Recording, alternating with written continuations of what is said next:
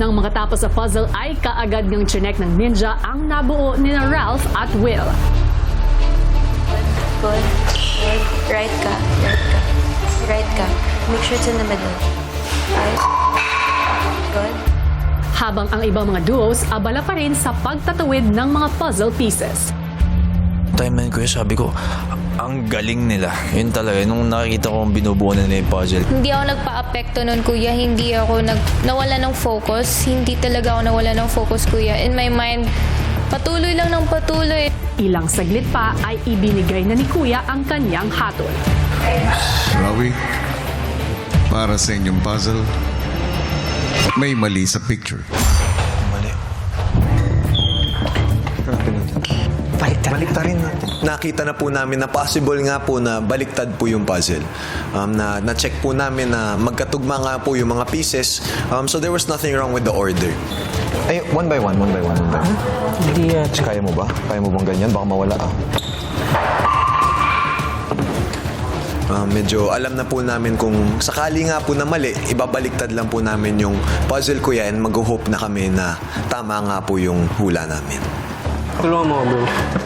Tulungan mo ako. Okay.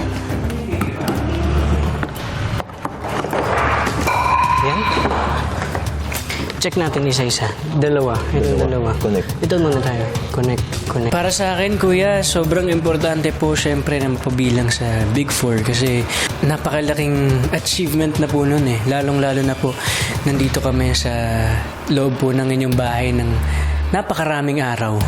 Kaya para sa akin po, para masabi at mapabilang sa Big Four, napakalaking blessing po talaga nun at masasabi kong naging worth it po talaga yung laban.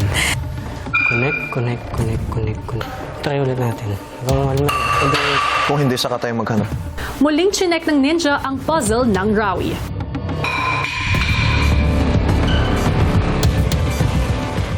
Ilang saglit pa, ibinigay na ni Kuya ang kanyang desisyon.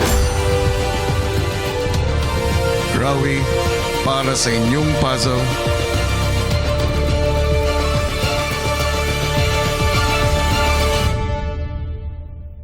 congratulations! Kayo ang nagwagi sa Big Jump Challenge. At dahil dyan, kayo ay bahagi na ng Big Four ng edisyong ito. Dito na!